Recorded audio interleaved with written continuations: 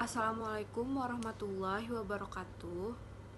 Di sini kami dari kelompok 4 yang beranggotakan Alifia Cindy Azahri, Muhammad Mahdat Almadani, Muhammad Muhyiddin, dan Nadia Hilmia. Kami akan membahas tentang struktur dan organisasi tubuh hewan dan manusia. Materi pertama yaitu adalah jaringan dan fungsi pada hewan dan manusia. Jaringan merupakan kumpulan sel yang mempunyai suatu bentuk dan struktur yang sama dengan fungsi yang berbeda. Jaringan hewan dan manusia terdiri atas jaringan epitel, jaringan ikat, jaringan otot, dan jaringan saraf. Karakteristik spesialisasi dari bagian bangun tubuh yang kompleks didasarkan pada berbagai macam kombinasi dari seperangkat tipe sel dan jaringan terbatas. Struktur dan fungsi jaringan hewan digolongkan ke dalam 4 kategori. Yang pertama ada jaringan epitel, jaringan ikat, jaringan otot, dan jaringan saraf. Yang pertama, jaringan epitel. Jaringan epitel ialah lembaran sel yang menutupi permukaan luar tubuh atau melapisi rongga internal. Berdasarkan fungsi jaringan epitel dibedakan menjadi 5. Yang pertama, epitel penyerap terdapat pada dinding usus halus dan neufron ginjal. Yang kedua, epitel transport terdapat pada tubula ginjal. Yang ketiga, epitel kelenjar berfungsi untuk sintesis, penyimpanan, dan sekresi. Yang keempat, ada epitel pelindung, terdapat pada kulit. Yang kelima, ada epitel indera, berfungsi sebagai penerima rangsang, misalkan pada alat indera. Berdasarkan bentuk dan susunan selnya, jaringan epitel dibedakan menjadi yang pertama, epitel pipis lapis berfungsi untuk difusi atau pertukaran gas. Yang kedua, ada epitel kubus lapis berfungsi untuk absorpsi dan sekresi. Yang ketiga, ada epitel silindris lapis berfungsi untuk sekresi, absorpsi, dan proteksi. Yang keempat, ada epitel pipih berlapis banyak berfungsi untuk proteksi. Yang kelima, ada epitel kubus lapis banyak berfungsi untuk sekresi. Yang keenam, ada epitel silindris berlapis banyak berfungsi untuk sekresi dan pergerakan. Yang ketujuh, ada epitel silindris berlapis semu atau bersilia berfungsi untuk proteksi, sekresi, dan gerakan. Yang terakhir ada epitel transisional memungkinkan perubahan dalam bentuk. Yang kedua ada jaringan ikat. Jaringan ikat berfungsi sebagai pengikat, penyongkong, dan pemberi bentuk pada tubuh. Jaringan pengikat ini bisa juga disebut dengan jaringan penguat atau jaringan penyongkong. Yang termasuk jaringan penyongkong ini ada 5. Yang pertama ada jaringan pengikat, ada jaringan tulang rawan atau cartilago, terus ada jaringan tulang keras, jaringan darah, jaringan limpa atau getah bening. Nah, jaringan pengikat berbeda dengan jaringan epitel. Jaringan pengikat terdiri atas serabut sebagai substansi dasar, sel-sel, dan beberapa cairan ekstraseluler disebut matriks. Fungsi jaringan pengikat antara lain yang pertama, mengikat atau mempersatukan jaringan-jaringan menjadi organ dan berbagai organ menjadi sistem organ. Yang kedua, menjadi selubung atau melindungi jaringan organ tubuh. Ya, saya akan melanjutkan dari penjelasan Nadia tadi.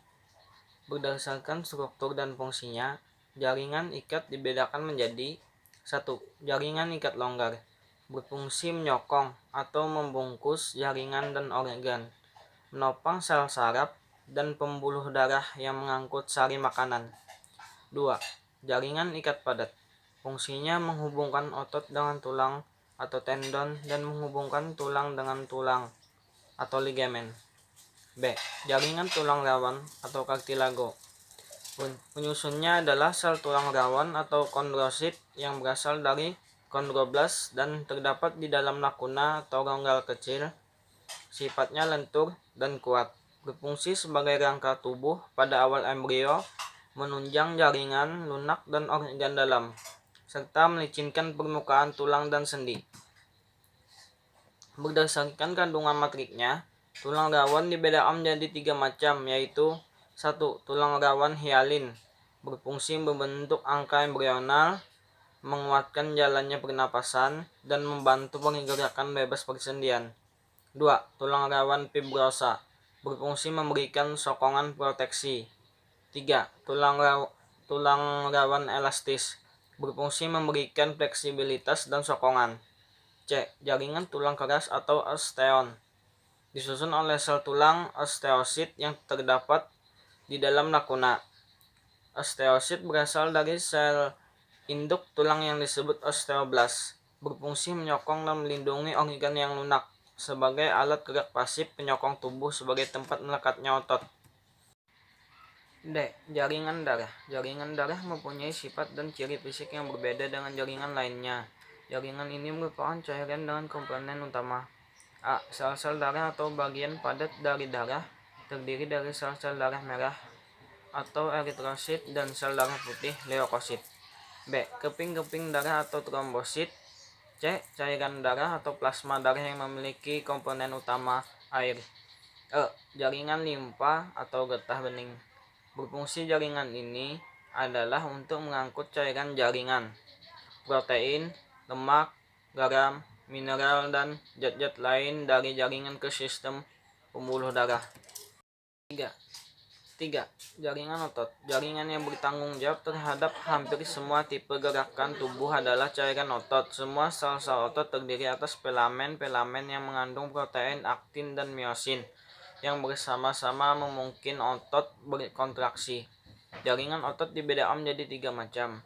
A. Otot polos. Otot polos bertanggung jawab atas aktivitas tubuh tidak sadar, seperti gerakan lambung atau penyempitan arteri. B. Otot lurik atau rangka. Otot rangka terdiri dari berikas-berikas sepanjang yang disebut serat otot dengan banyak nukleus. Interaksi dengan tulang menyebabkan pergerakan dan mempertahankan bentuk tubuh. C. Otot jantung. Jaringan tersebut mengandung sarkomer dan seperti lurik, tidak seperti jaringan otot rangka. Jaringan tersebut mengandung sel bercabang.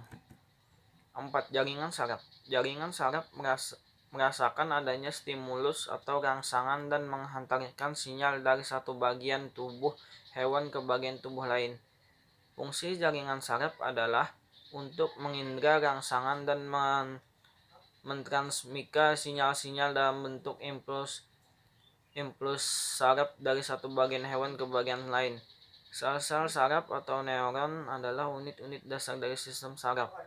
Terdiri dari badan sel dan 2 atau lebih penjuluran yang disebut dendrit dan akson. Jaringan saraf juga mencakup berbagai bentuk sel glial atau glial cell atau glia yang membantu menyediakan makanan, menginsulasi, dan menyegarkan kembali neuron.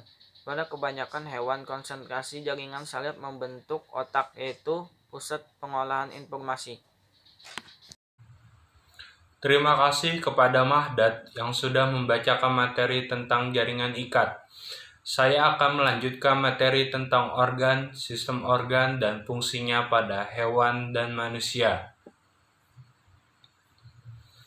Pada umumnya, jaringan-jaringan pada hewan akan terspesialisasi membentuk organ-organ yang bekerja secara spesifik. Namun, organ tubuh tidak dapat bekerja sendiri-sendiri, tetapi saling bekerja sama dengan organ tubuh lainnya. Kumpulan berbagai organ tubuh yang bekerja sama untuk melakukan fungsi tertentu disebut sistem organ. Berdasarkan sistemnya, sistem organ dibagi menjadi organ dan sistem organ pencernaan. Organ-organ yang membentuk suatu sistem pencernaan umumnya pada hewan dan manusia terdiri dari rongga mulut, faring dan esofagus, lambung, usus halus, dan usus besar. Organ dan sistem reproduksi. Organ reproduksi pria dan organ reproduksi wanita dibedakan menjadi organ kelamin luar dan organ kelamin dalam. Organ reproduksi luar pria terdiri dari penis. Penis merupakan organ kopulasi, yaitu hubungan antara alat kelamin jantan dan betina untuk memindahkan semen ke dalam organ reproduksi betina. Organ reproduksi wanita dibedakan menjadi organ kelamin luar dan organ kelamin dalam. Organ reproduksi luar terdiri dari vagina, merupakan saluran yang menghubungkan organ uterus dengan tubuh bagian luar. Kedua, vulva. Vulva merupakan suatu celah yang terdapat di bagian luar dan terbagi menjadi dua bagian, yaitu labium mayor dan labium minor. Organ reproduksi dalam terdiri dari ovarium, merupakan organ utama pada wanita. Organ dan sistem saraf. Neuron atau sel saraf adalah suatu unit fungsional dari sistem saraf yang terdiri dari badan sel dan dua tonjolan khas, yakni dendrit dan akson. Bagian-bagian neuron adalah sebagai berikut. Badan sel, daerah yang lebih tebal di neuron dan mengandung nukleus serta sebagian besar sitoplasma. Kedua, dendrit. Dendrit ialah cabang sitoplasma pendek yang menerima informasi dari sel lain dan meneruskannya ke badan sel. Ketiga, akson. Sumsum tulang belakang. Sumsum tulang belakang adalah struktur neural tebal di bagian dorsal yang memanjang dari batang otak hingga ke punggung bagian bawah. Susunan saraf tepi. Susunan saraf tepi tersusun atas serabut-serabut saraf yang keluar dari sistem saraf. Organ dan sistem pernapasan. Pada mamalia dan manusia, sistem saluran yang bercabang-cabang mengantarkan udara ke paru-paru yang terletak di dalam rongga dada. Bagian-bagian alat aspirasi ada rongga hidung, laring, trakea, paru-paru, alveoli. Organ dan sistem ekskresi. Sistem ekskresi adalah sistem pengeluaran zat sisa metabolisme yang tidak berguna bagi tubuh, seperti karbohidrat, air, urea, dan zat warna empedu. Sistem ekskresi pada hewan itu ada protonefridia, metanefridia, tubulus malpighi. Kemudian ada struktur dan fungsi alat ekskresi pada manusia dan mamalia, yaitu ginjal. Kemudian ada organ dan sistem transportasi atau peredaran darah. Alat-alat peredaran darah bagi vertebrata dan sebagian intervertebrata adalah memiliki jantung sebagai alat utama memompa darah dan pembuluh yang mengalir darah kaya akan zat darah merah. Pertama ada organ sistem peredaran darah, yaitu jantung. Jantung manusia terletak di belakang sternum. Jantung manusia berukuran kira-kira sekapalan tangan dan sebagian besar terdiri dari otot jantung. Jantung terdiri dari 4 ruang, yaitu ventrikel kanan, atrium kiri, ventrikel kiri, atrium kanan. Pembuluh darah. Pembuluh darah tersusun dari jaringan-jaringan otot polos dan lapisan dalam tersusun dari endotelium. Pembuluh darah dibedakan menjadi pembuluh darah nadi atau arteri. Merupakan pembuluh darah yang keluar dari jantung. Ada 2 jenis arteri, yaitu aorta dan arteri pulmonalis. Kemudian yang kedua adalah pembuluh balik atau vena, pembuluh darah yang masuk ke jantung. Ada 3 pembuluh vena, yaitu vena cava, membawa darah dari seluruh tubuh yang miskin oksigen ke atrium kanan. Kemudian ada vena pulmonalis, membawa darah dari paru-paru yang kaya oksigen ke atrium kiri. Kemudian ada vena porta hepatica, membawa darah sebelum kembali ke jantung. Yang ketiga adalah pembuluh kapiler, merupakan pembuluh darah yang terkecil, dindingnya sangat halus dan tipis, tidak mempunyai otot halus dan jaringan ikat. Kemudian ada organ dan sistem rangka dan gerak. Rangka. Gerak adalah hasil interaksi antara tulang, otot, dan persendian tulang. Alat gerak pada manusia meliputi gerak pasif berupa tulang dan alat gerak aktif berupa otot. Tulang merupakan memiliki beberapa variasi. kayak bentuk tulang pipa tidak beraturan. Tulang-tulang bentuk rangka dalam endoskeleton yang berfungsi sebagai berikut, yaitu memberi bentuk tubuh sebagai alat gerak pasif, melindungi organ tubuh dalam, tempat melekatnya otot rangka, menunjang tegaknya tubuh, tempat bentuknya sel darah, tempat penyimpanan mineral terutama kalsium. Persendian merupakan hubungan antar tulang. Persendian disebut juga artikulasi. Komponen persendian ada ligamen, jaring ikat untuk mengikat bagian luar ujung tulang, kapsul sendi, yaitu jaringan ikat yang melapisi sendi dan menghubungkan dua tulang. Terus ada membran sinovian, selaput yang membungkus rongga sinovial. Ada cairan sinovial, yaitu cairan yang terdapat pada rongga sinovial, berfungsi untuk pergerakan tulang. Tulang rawan hyaline, yaitu untuk membentuk kedua ujung tulang yang membentuk persendian.